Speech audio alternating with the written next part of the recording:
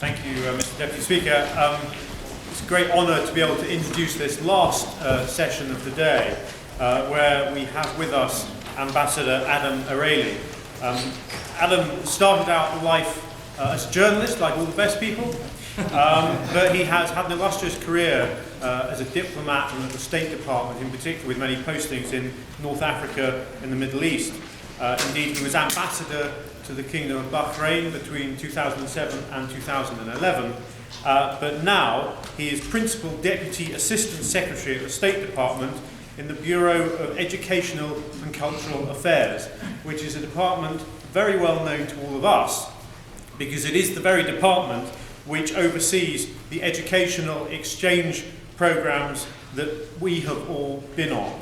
So I think we all owe a collective debt of gratitude to the department for what they've done for all of us, individually and collectively, in terms of the experiences that we got. And I'd certainly want to convey through you our thanks to you and your predecessors for everything you've done for us.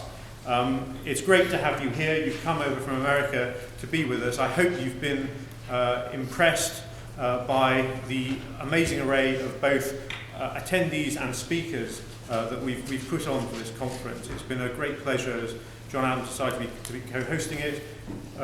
We'd be very interested and excited to hear what you have to say at the end of the day. Ambassador Ereli.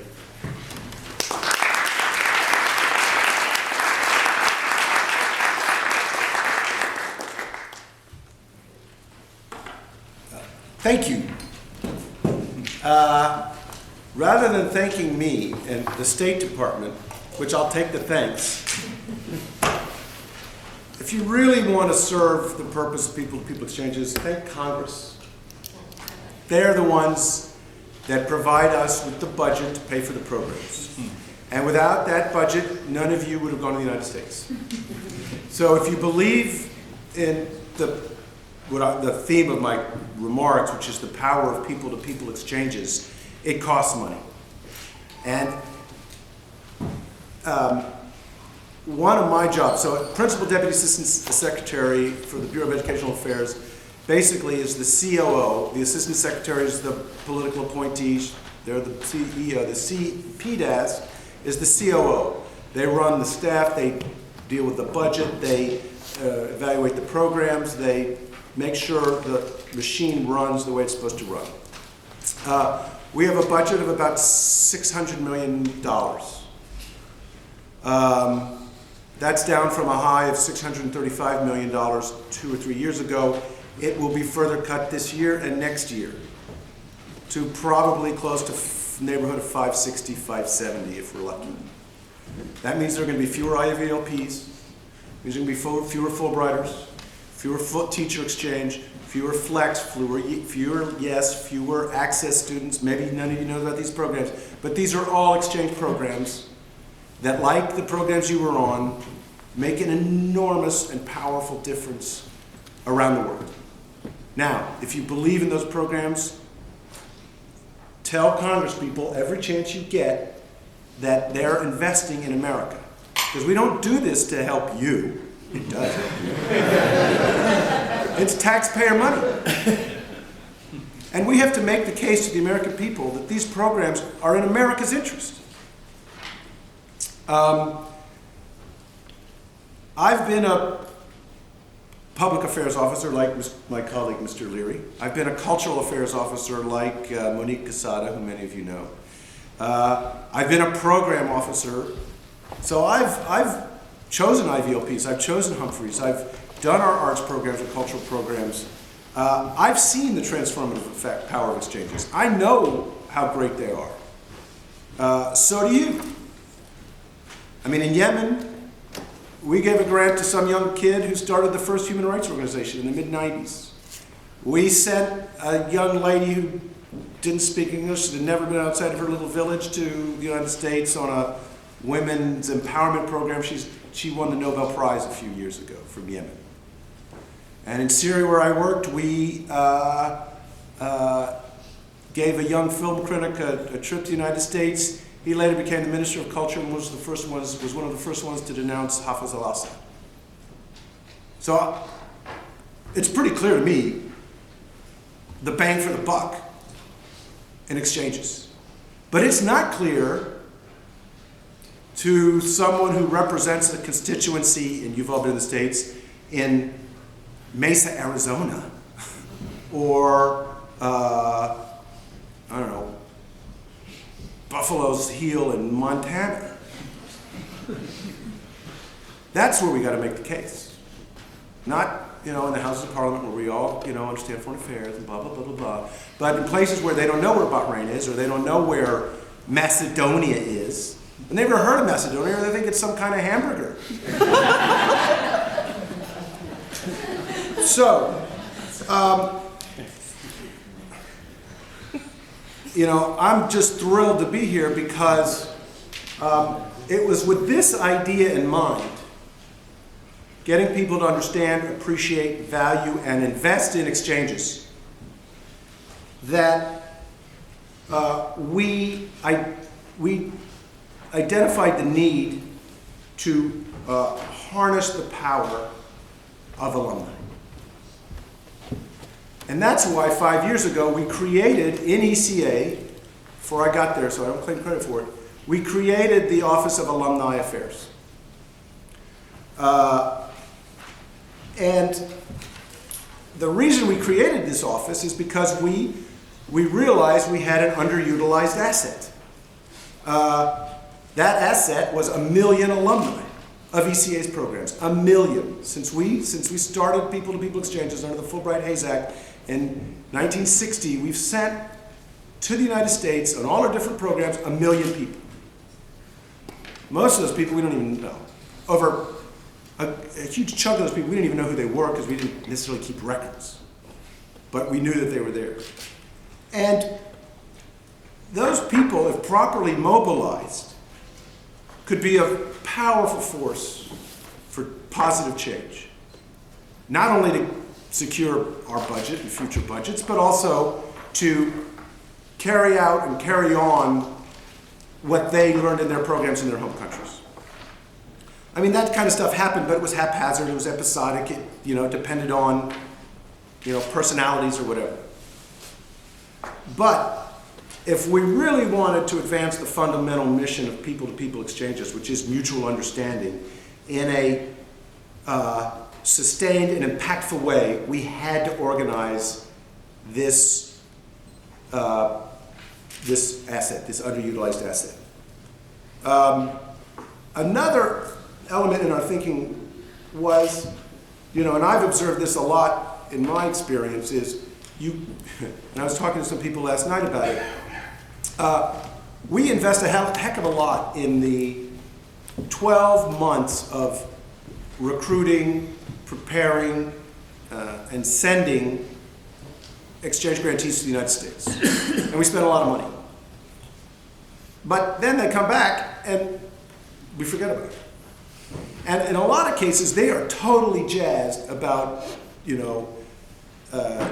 doing something to improve their country based on what they saw in the United States. But they don't have any help, there's no network, it's just then they get back in the bureaucracy and obstacles and oftentimes corruption and venality of their own country, and they just go back to the swamp.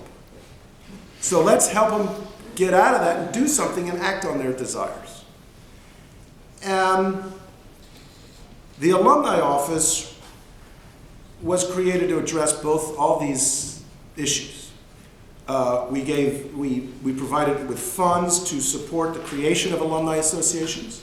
So many of the alumni associations that you represent were stood up with seed funding from our alumni office. We funded the position of alumni coordinators in our embassies overseas. That a dedicated local hire that would focus on finding all the alumni, organizing all the alumni, giving them a sense of belonging to a group, a specific group. We created an alumni website that is a networking tool and a resource for jobs, for grant funding, for news about other things. We created a fabulous program, which I'm sure many of you have competed for, which is the Alumni Engagement Innovation Fund, which is not to support alumni associations, but it's to support projects that help the people in your country that alumni or associations carry out. This effort has been a huge success. And I think ENAM is testament to that success, Mr. Secretary General. This is your third meeting, your second as a network, a formal network, and to me, your individual associations, your network, validates the approach. And I'm just so thrilled and honored to be here with you to celebrate that. I've been watching you from afar. Mudassar has been indefatigable in promoting, I guess is the word, the alumni ethos. And in my conversations with all of you, I've certainly seen that enthusiasm and passion is shared throughout the continent. I understand,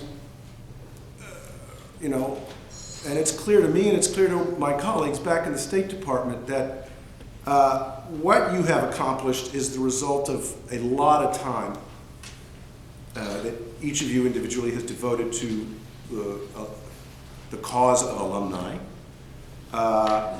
Incredible commitment. You all have full-time jobs, you all have other responsibilities, but you, despite all that, devote yourself to this. Passion because you clearly believe in this cause, otherwise you wouldn't be giving so much to it. And I should say courage.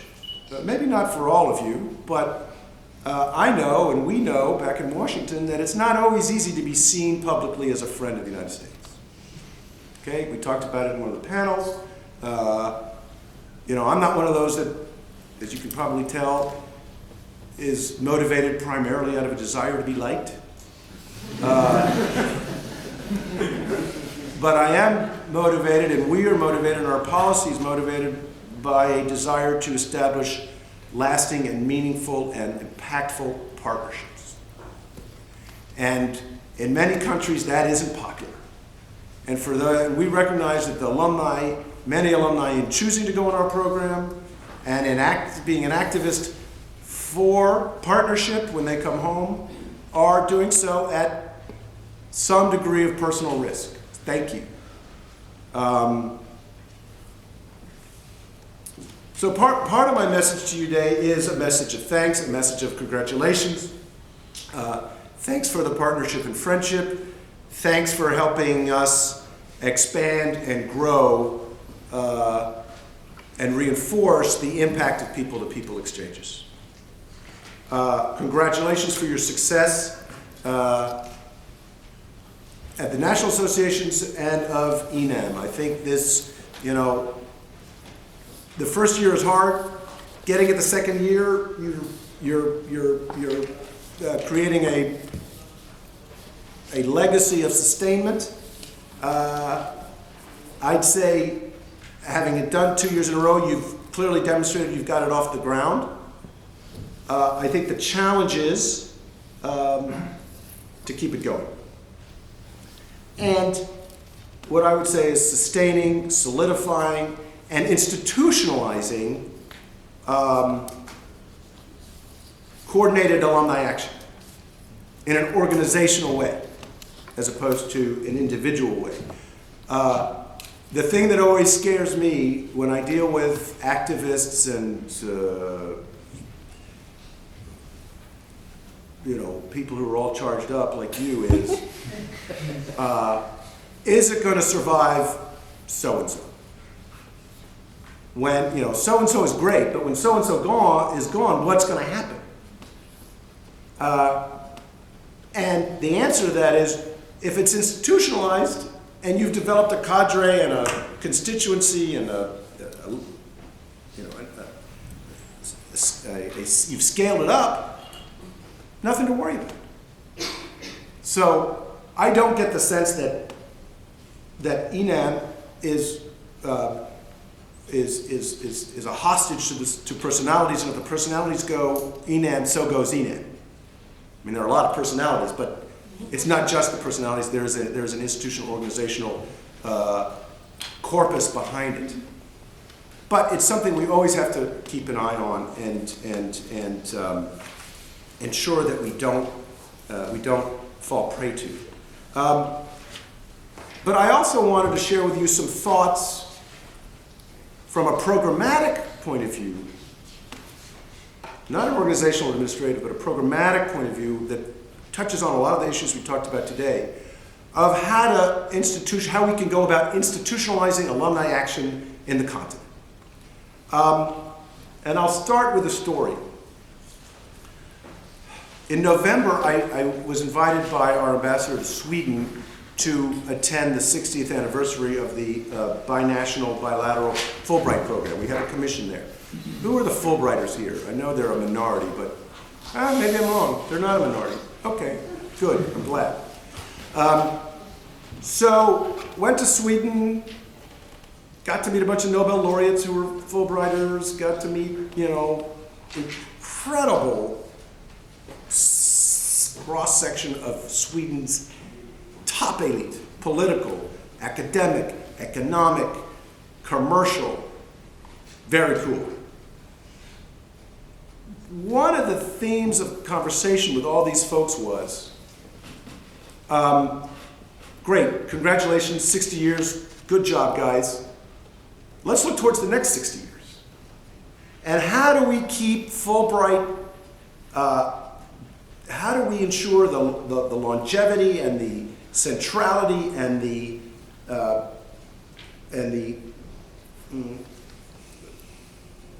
cachet of the Fulbright name? Because if you don't polish the silver, it tarnishes.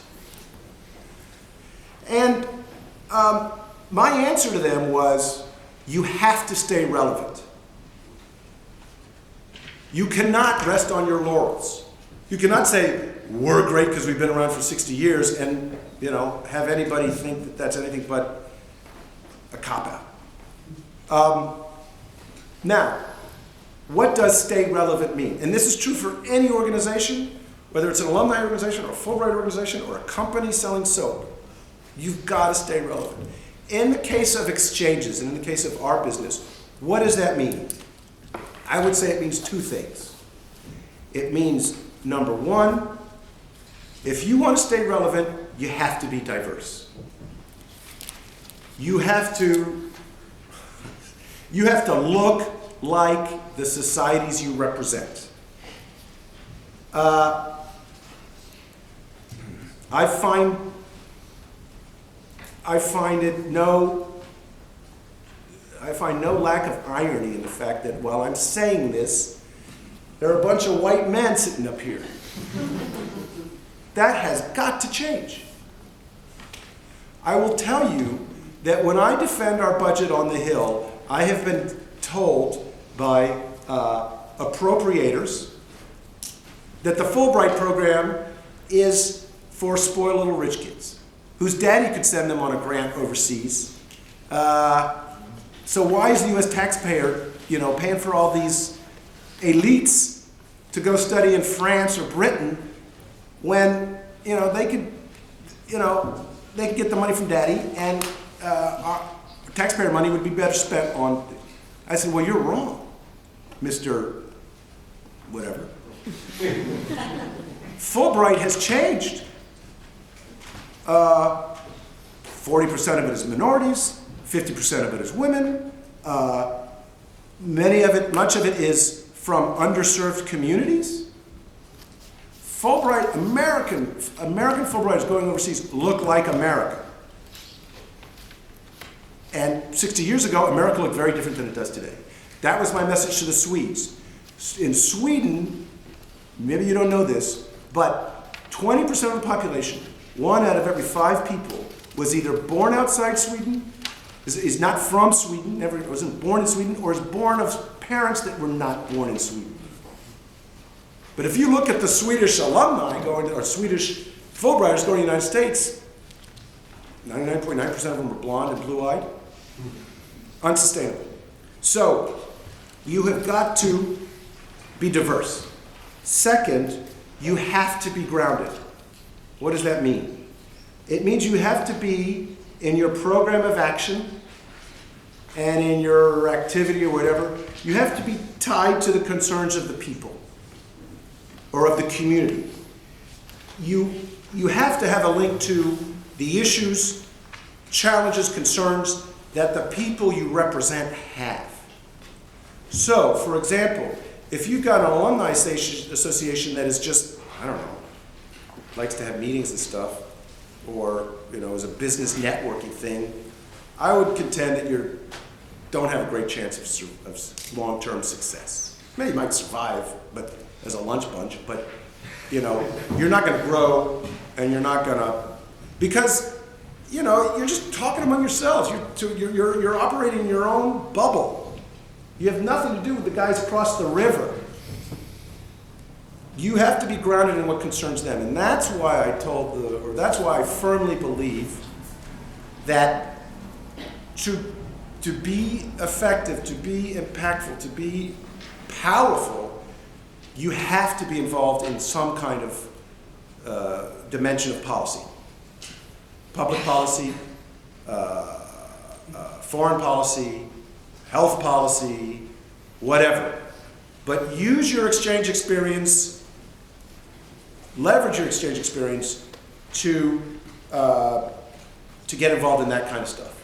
Now, you're saying, what the heck is he talking about? Let me give you a couple of very real, concrete examples. I'm sure each of you has some, but these are just some that the alumni office, when I was coming out here, I asked that, give me some examples. Here are a couple. In Cameroon, we sent a bunch of women on political process in the United States.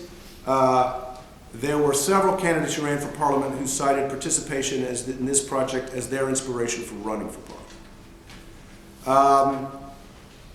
Actually, that's not the right one. Hold on. There it is. Forget that. Denmark. Wrong continent. Denmark. Alumni entrepreneurs have provided training to young business students from underprivileged backgrounds who seek to improve their economic opportunities. That relates to the youth thing. Russia. Who's from Russia? I hope you know about this. Alumni created and led an entrepreneurial development program for more than 20 working mothers. The program inspired 10 women to start their own businesses and provided free professional counseling to over 500 women. Latvia. Who's from Latvia? Anybody? My Estonian friend is upset I'm saying this. Alumni educated more than 4,000 high school students and produced videos watched by 10,000 about the risks of human trafficking. The other Latvia story that I love, this is my favorite alumni story, because it exemplifies to me being grounded. This wasn't done by an alumni association, it was done by one alumni, but believe me, he's going to mobilize. So this was a guy in Latvia, and I was in Latvia a couple of months ago, and Russia, by the way, so I had a great visit to Russia. Your alumni are just super. This guy went on a program on volunteerism in the United States, an IVLP. Anybody been on a volunteerism program in the United States at IVLP? Anyway, he's gay. Homosexuality in Latvia is not popular. But after this program, he wanted to advocate for the cause of LGBT, lesbian, gay, bisexual, transgender. And and this is the link between alumni activity and policy and advocacy. Obviously, it's the policy of the United States to promote tolerance of the other, whether that other is black or white or male or female or gay or straight or blind or sighted. So the ambassador went to the foreign minister and said, you guys do what you want, but the position of the United States is, if you want to be considered a progressive country, You treat all your citizens equally. So this guy, this Latvian guy, petitioned for a license or a permit to hold a gay march, a gay pride demonstration. He walked through the streets of Riga with his gay group and called for respect for LGBT rights. Foreign minister gave it to him and marched with him and 200 of his associates. They were hit with tomatoes, but they weren't killed or attacked. Then they did a little bit more. They got bigger and bigger and bigger. So guess what? Who knows where Euro Pride 2015 is going to be held? Does anybody know what Euro Pride is? Gay Euro Pride? That's where they all get together, all the associations from all of Europe. Tens of thousands of people, hundreds of millions of dollars. It's going to be in Riga. Boom. Changed the landscape. Social landscape, political landscape, civic landscape. One guy, one program. Macedonia.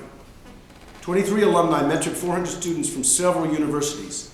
They implemented service learning projects to advocate for equal access, equal rights, and dispel stereotypes of people with disabilities as part of a project that was featured twice on national television. That's what being grounded is about. Not dealing with fancy-dancy lawyers, ambassadors, professors, people who can't go to school because they have a learning disability, or people who can't leave the house and get a job because they've got a club foot or a hair lip, or, I mean, gosh, nothing gets me madder than when there's that kind of injustice. So let's use our alumni experience to do something about it. And that's the way you stay relevant, and that's the way you stay grounded, and that's the way you ensure future success. Let me give you some ideas for guiding your further action. I mean, those examples are good, but let me just give you some ideas about what we can do in the future that I want you to take back, talk to your colleagues about, think about. In ECA, the Bureau of Educational and Cultural Affairs, one of our key priorities, and this is true of the United States government as a whole, foreign policy, is to reach out and engage several target audiences.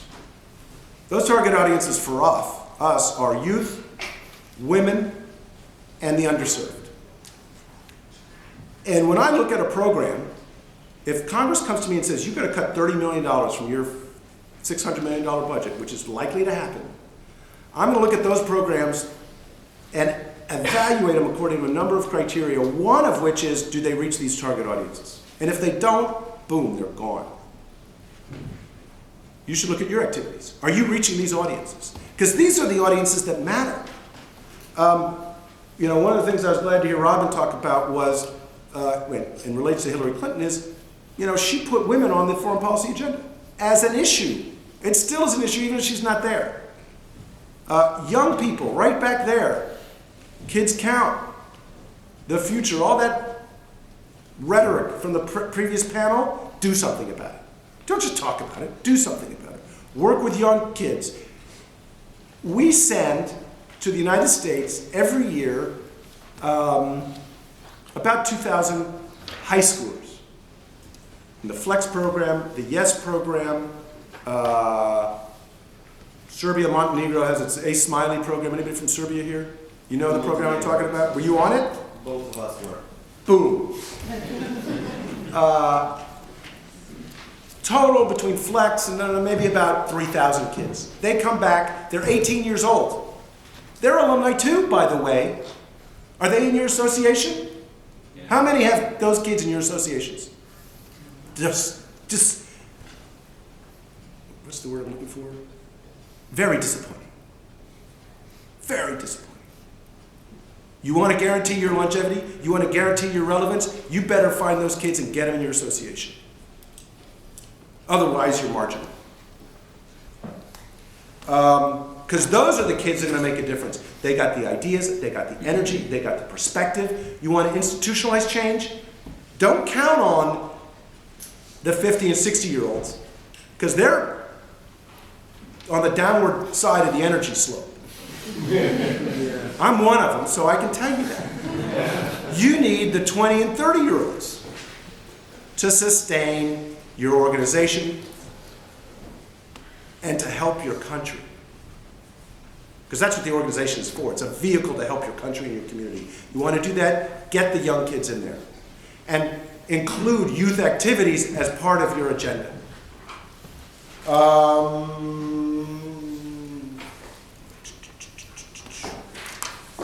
So, make sure your organizations reflect the changing face of your society, are inclusive, and are diverse.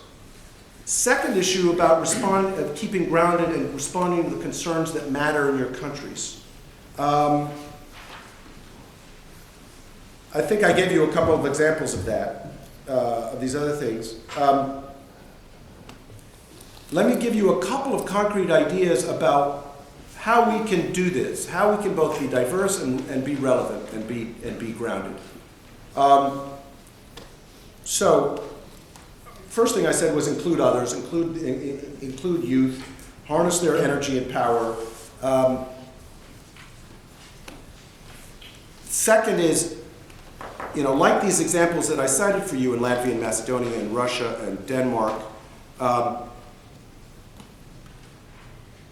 you got to be in the public eye. Public affairs, I think it's no coincidence there are so many marketing and public affairs and lobbying types in this group, because they understand the importance of being seen.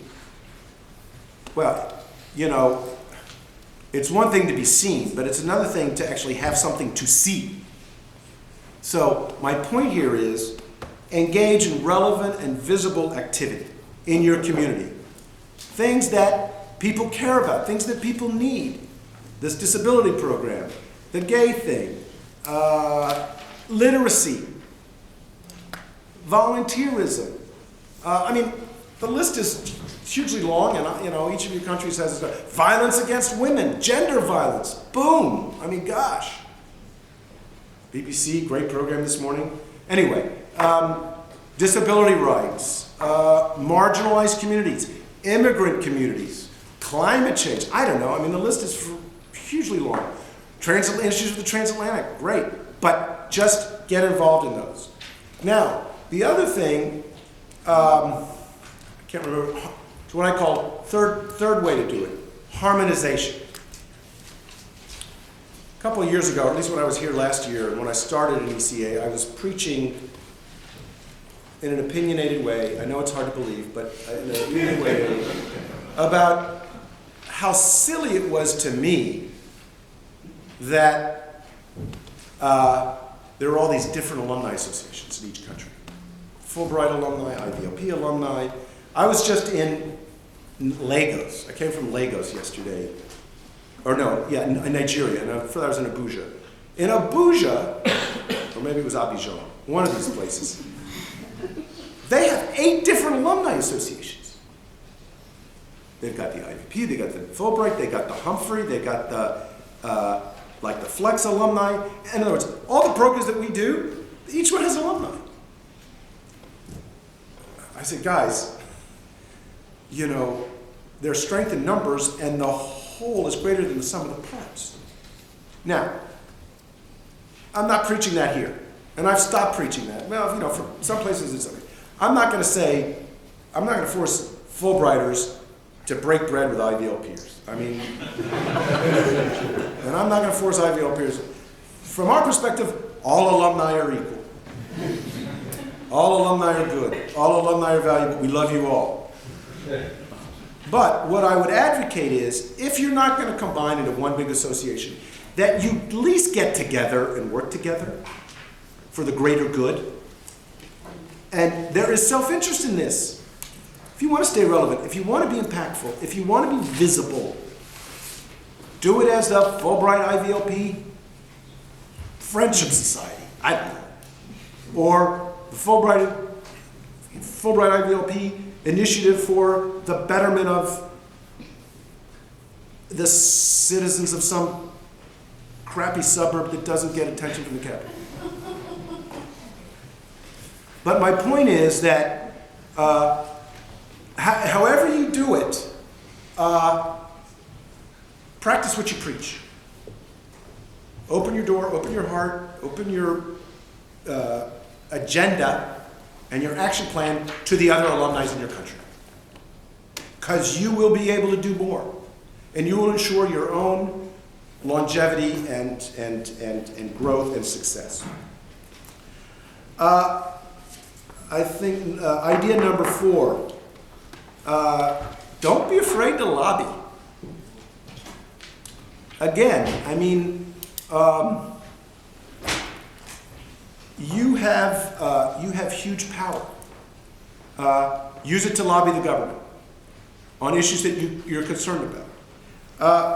Finally, tie your efforts to multilateral issues. Now, for example, we got all these different associations, right? Why can't you all work together on some real issues? Child trafficking of women and children in Europe, across borders. You know, from the East Bloc to the West, from the South to the North, from Asia through all your countries. And as a group, as the ENAM, become active and activist with national legislature, with policymakers on this issue. You can do a lot. Youth unemployment. Kids in Spain don't have a job. Maybe Britain can help, but whatever. You can do that. A youth service initiative. Transatlantic initiatives that Robin talked about. Anyway, there's a huge realm of possibility there. I encourage you to look at it. Now, I'll leave you with one final thought. You know, power is a popular word in foreign affairs. Hard power, soft power, smart power, whatever. That's all, as far as I'm concerned, political science mumbo-jumbo by academics who don't practice power and don't know how power works. They just have to publish books. So you can write endlessly about it. The thing that matters, and that I leave you with, is alumni power. You have power. Use it. You were selected because you were people of energy and ideas and consequence. You've been given certain tools, certain ideas, certain networks, certain resources through these programs. The issue now is use that power for good, for partnership, for improving your countries, for contributing to prosperity, stability, and opportunity. That, to me, is your mission. Needs to be your mission. I believe you are eminently capable of doing it and of carrying it out if you work together effectively. We are there to help. We have the Alumni Affairs Office.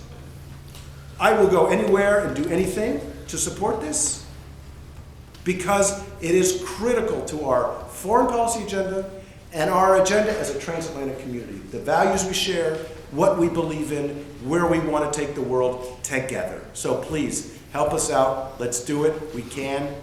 Thank you very much.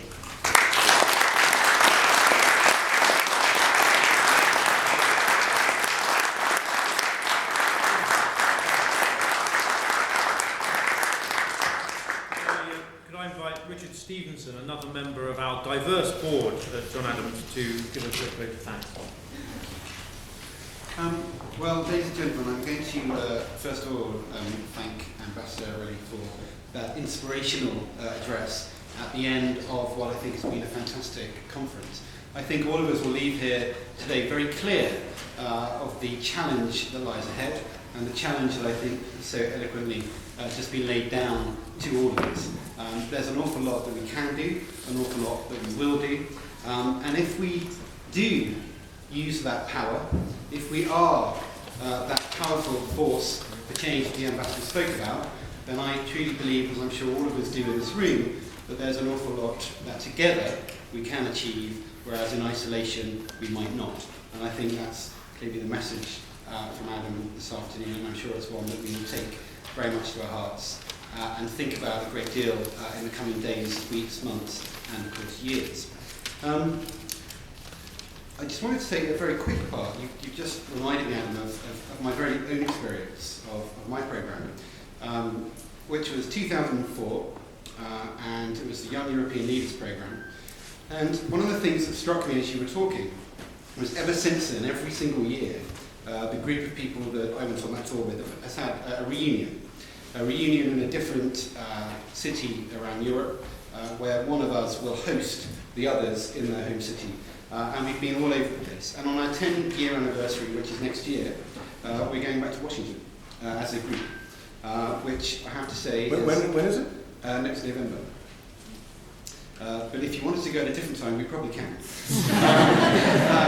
But it's been fantastic. And my German colleague, Stephanie, is actually here from the Green Party in Germany. She's come over for this. She was on the IVLP programme with me. So I can certainly attest to the fantastic relationships that have been built and the cross-border cooperation that has existed on so many different levels amongst a group of people that I went on this with, both in America and across Europe. So I can certainly relate to a lot of the things that you've been talking about.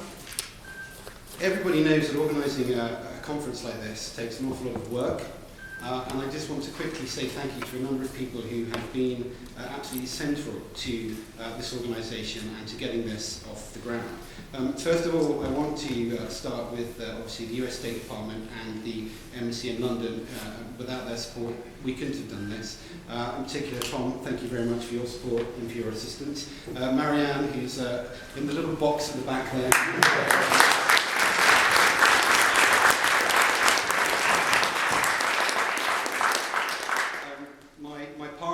Marianne and I are actually having an affair due to all of the late night emails we've been exchanging. But Marianne, thank you very much for your contribution to this. We're obviously delighted that the US State Department chose to support and sponsor this event, and we're very grateful to the Office of Alumni Affairs. So perhaps Adam, you could pass that on for us on your return to Washington. We're all incredibly proud to have been here today, and I can say that when I looked down the agenda and I thought about all of the things we've discussed, today we've strengthened the US-European alliance, we've decided what should be in the President's intro, we've fought youth unemployment, we've devised entrepreneurial strategies for the future, and I think, frankly, that's not bad for a day's work. So thank you all for your contributions to that. We, of course, have been very lucky and fortunate to be sponsored by the EBRD as well, and thank you to Charlotte and Larry for their contributions.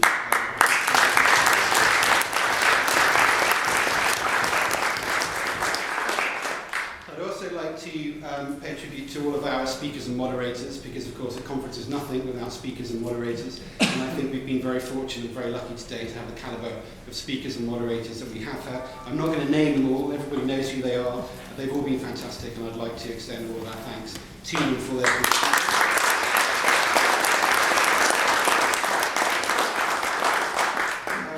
I'd like to thank our conference chairman, Nigel Evans, Mr. Deputy Speaker.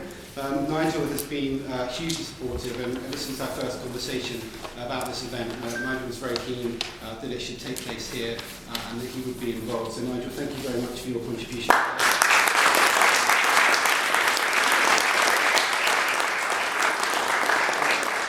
And Nigel, in all of our future conversations, I will always remember every time we speak that I've been on the IVLP and you haven't.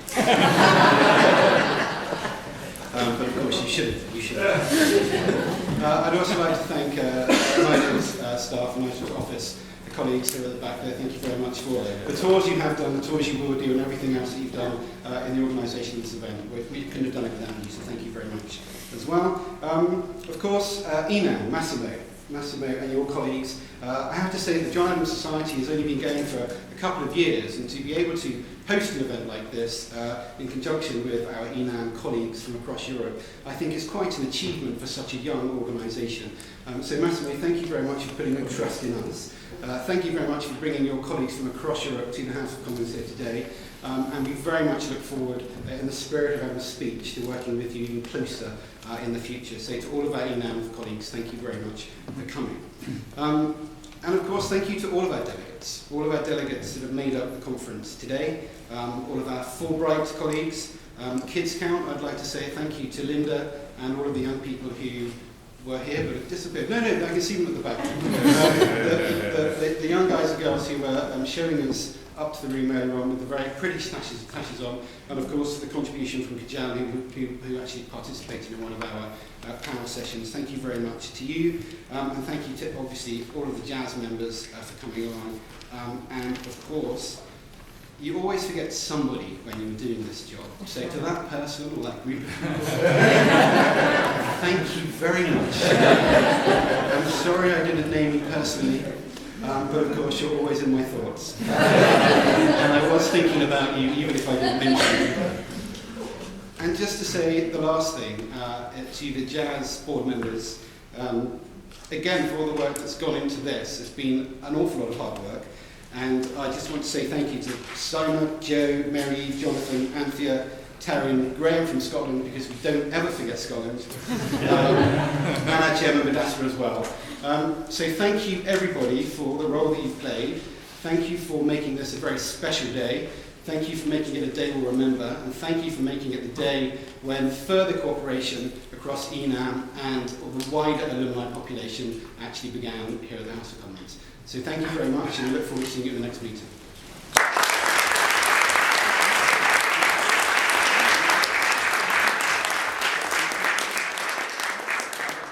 I'm not going to have the last word, because that's going to go to Thomas on my left, but it's only going to be brief because I know that those of you who want to go on the tour, we don't do midnight tours around here, so we will be going very shortly on the last tour for those who've not been. Of course, the one person when Richard was trying to work out who he has to thank, of course, was himself. And Richard, without your hard work, determination and efforts, then I'm sure that this event wouldn't have taken place, certainly not here, and not as successfully as it is. So please show your appreciation, please do. One more minute of your precious time on behalf of the European Network of American Alumni Association. We would like to present Ambassador Ereli, our president. This is a forget us not. Oh.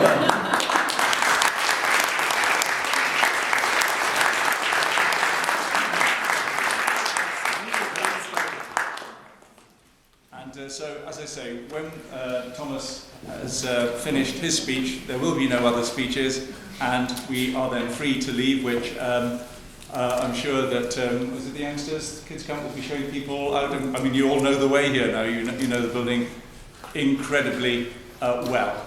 I just want to leave you with one happy thought today after a very long day, and that is this.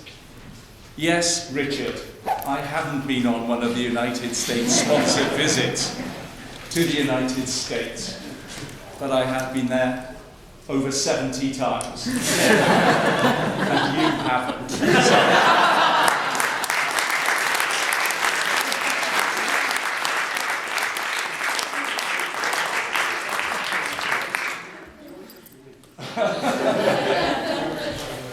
last word to Thomas Leary from the United States Embassy. Thank you, Nigel. Well, I'll make my remarks very brief because London, in all of its charm, is awaiting you. So I don't have any additional thanks to add. Richard has thanked everyone who needs to be thanked. I would like to respectfully redirect the thanks that were sent my way to Marianne the Happy, who has done 99.9%, well, I won't say 99.9%, but she has done the vast majority of the work on this conference that was done within the embassy. So thank you, Marianne. And the other two people I would like to thank are our interns, Godfrey here and Britt in the back, who have labored also long and hard and of course uncompensated in helping to organize this conference.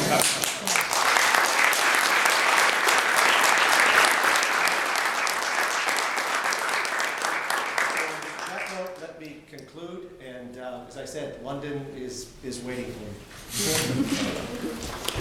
me.